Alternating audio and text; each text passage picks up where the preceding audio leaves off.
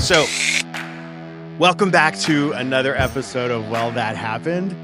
You came on a good night. I am here with one of my favorite people on the planet.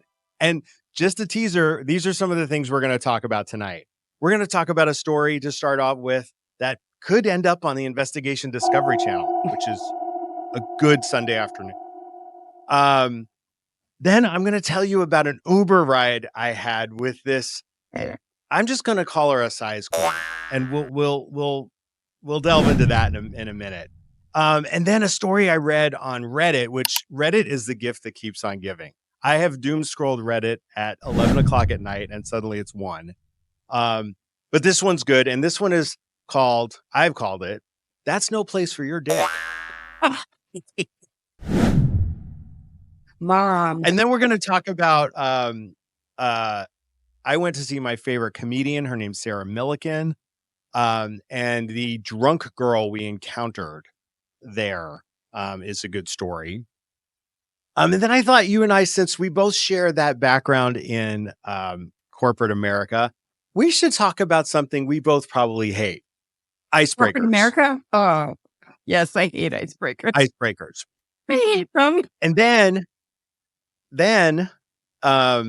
if we have time, which we will, because I know you want to get to this story, it's about our college recruiting days, right? And a certain girl we both encountered who had the hots for me for some reason. And we're going to call that Harry Butterflies. But wait a minute. I think that harkens back to your dick didn't belong there. You could put her in any of these scenarios and it would work. But we're going to talk about her too. So my name's Rob. And this is my awesome friend, Kiersten from Boston. And we're going to tell you some stories. Kiersten's got some of her own that I don't know about, and she's going to pipe in with those. But let's talk about first the investigation discovery type story, the true crime type story. So, and you've heard some of this, Kiersten, but I'm going to tell you again. So I took a detour of my HR career and decided I'm going to go to a place that has purpose, right? And I'm going to go save the animals and be their HR person. So I went to a place here in the greater Seattle area that is a shelter. We won't name names, but spoiler alert, I ran away from there screaming because that place is filled with sociopaths. But I digress. So last year, it was probably about February of 24, maybe earlier this year, that I get this call from my then boss. And she's like, "Oh my God, we just heard, have you seen the news?" And I'm like, "No, what?" And she's like, "Well, the former CEO of this organization," I have to say, I'm laughing at the absurdity of this, not the tragedy. I am not a sociopath. All right, that's debatable. But I want everybody to know I'm laughing at the absurdity of this happening. So a little bit of a backstory. This CEO, and this is all in the news, so I'm not like sharing any, trade secrets or whatever.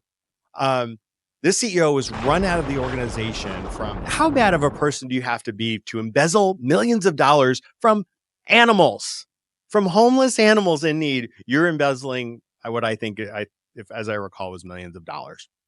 So that's one.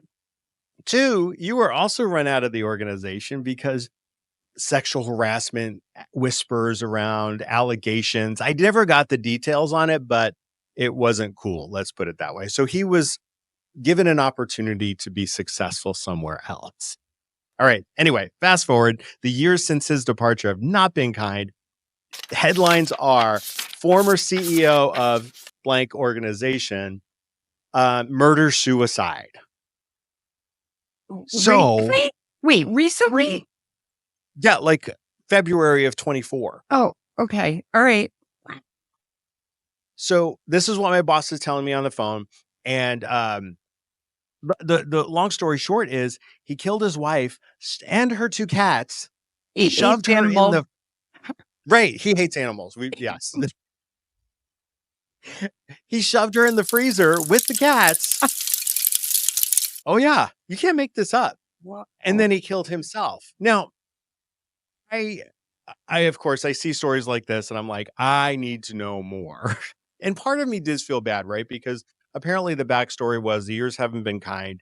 He, they were about to be evicted from their home. It was probably pretty ugly. So I can get my brain around they were probably put up against a wall. They, felt there was no way out. Having said that, given that place that I worked at was full of sociopaths and just the most dysfunctional, toxic environment on the planet, of course something like this would happen.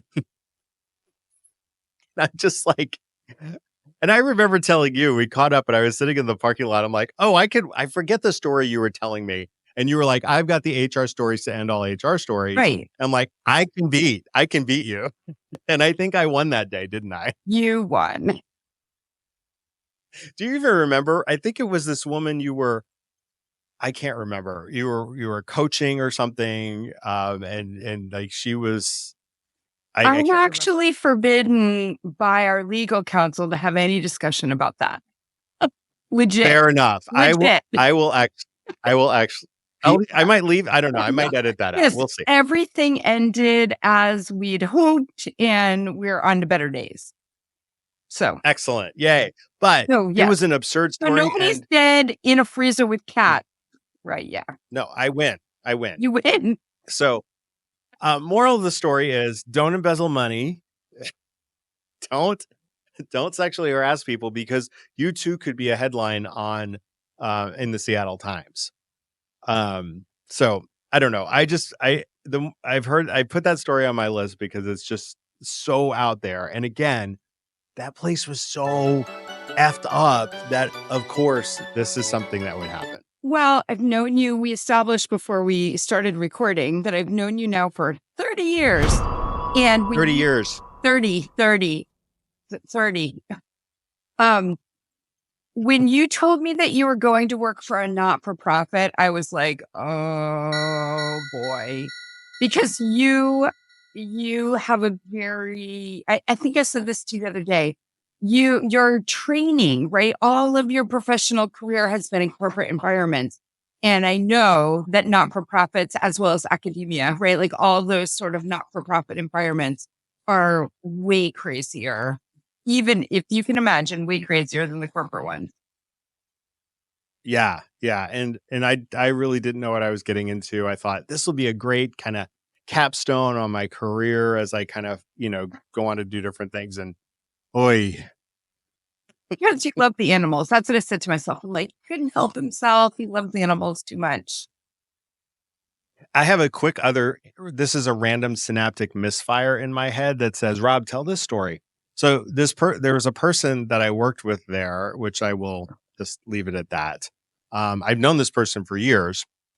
And again, I've actually laughed with her about this story. So I don't think, and I'm sanitizing it a little bit, but this falls under the category of finding out your spouse is having an affair. And so she rolls up into her driveway. Her Bluetooth in her car picks up his cell phone and he's on the phone with the other woman.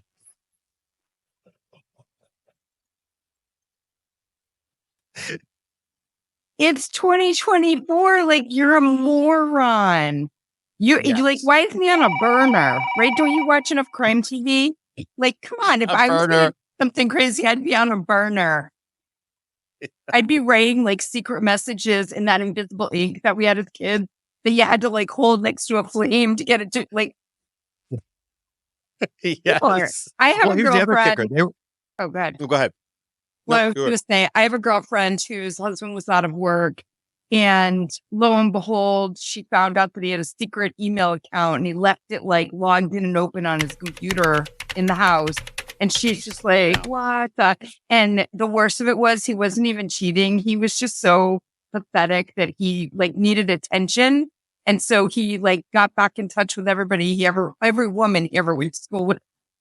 And like sent them pictures of himself to get like to hear them be like, oh, you're so handsome. Like, oh, not like dick pic. No. Just like legitimately pathetic and needed someone to like give him compliments. Oh, wow. Okay. They're all losers. Needy party of one. It's clear they're all losers. Fair enough. Fair enough. Um, Not your as I David told- or my Mark, ever. oh, heaven, Ever. no, of course not. No, those are two awesome men. Before I go on to my next story, do you have anything jump in with anything you want to talk about, or I'll roll with our Volkswagen story. No, I want to hear it. It's all new to me. Let's hear the Volkswagen. Okay, I forget what company I worked for at this point. I think it was Starbucks. Oops. Yeah, I worked there. Everybody Yeah, but I worked at the mothership here in Seattle. Yeah. And my whole, you remember, I used to support from an HR perspective, manufacturing. So I had plants all over the country I would travel to. So I came home one day and I took an Uber, back to the house, and of course this Volkswagen Bug rolls up. I forget, it was either like pale pink or pale blue or something, like, of course it is, right? And it had the obligatory daisy kind of in the, had the and then the eyelashes on the thing. Totally.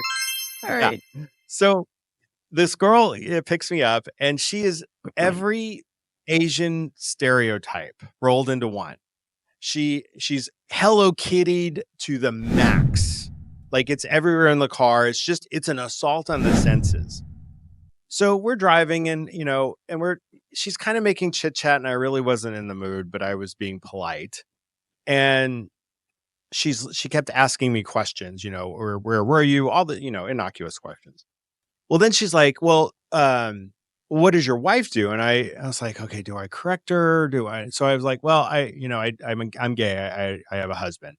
She's like, oh, well, I used to think I was gay too. I was like, okay, I'll play along. And, so I whenever I asked her back, I'm like, oh, why do you say that? She's like, well, I was really, I used to fantasize about my Barbies.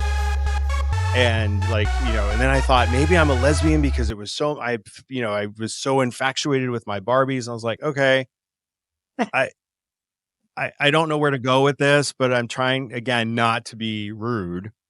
And then she's like, out of the blue, in the middle of her story about Barbie, she's like, but then, and I'm going to motion exactly what she did.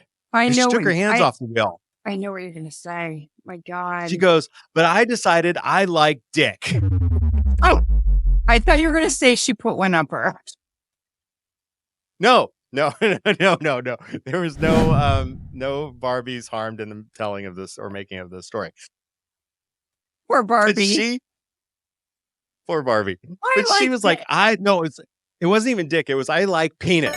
But it was like definitively this big. A big one. Big one. I like a big one. I don't know about you. I mean, I'm like, okay. And then she went on about how she's definitely not a lesbian. And I'm just like, we're at this point, we're literally one turn away from our house. And you open the door and just roll out. I'm just like, no, because that's when we lived in the castle and I had to open the gate and go over it's all the things. And I'm just like, I am stuck with this woman with a fascination with a big penis. And then I'm like, totally couldn't get out of there fast enough. I don't, did I give her 5 stars? I don't remember, but God knows who she's terrorizing with stories of, big penises. And then there's the whole Hello Kitty stuff, which I was like, what's happening? I feel like the worst, I'm not in the mood for this Uber driver story. Well, all right, I have 2. I have a work travel story that is out of control. And then I have just a local. I remember I had to take a flight somewhere way too early in the morning. So I had to take an Uber because I'm not going to drag Mark out of bed at 4:45 in the morning. And the guy was listening to church on his phone in the car. And I was just like, oh, okay, let's go. Just listening to a televised mass. I thought, well, right. If we crash, we'll be saved. Sure. Sure. Well, I always find it awkward when people randomly interject religion. Yeah, I was in his car, to be fair. Maybe he's like, my car, my rules. Well, fair, but like I talked to a client who's a very nice gentleman, and we were talking about what he wanted, and he's like my dad's age, and he like at the end of our conversation, like, well, how about we pray together? And I was like, okay, No, what? I don't know. No, thank you. I don't know what to do. Yeah, right. I just prayed earlier. I'm good. Like I've someone reached my offers quota for for the coffee. day. I've had too much coffee today. Too much caffeine. Trying to quit. But I don't want to be disrespectful, but at the same time, I'm like wildly uncomfortable, right? Well, that's all we've got time for today. But hey, stick around, because I'm talking to Kiersten for 2 more episodes where we've got more stories from corporate America, some great Reddit stories, and other things to chat about. So be sure to stick around. And hey, give us a like and subscribe as well if you're interested in this content. And also, please, please, please leave us some of your stories in the comments below, and they may make a future episode. So until then, take care.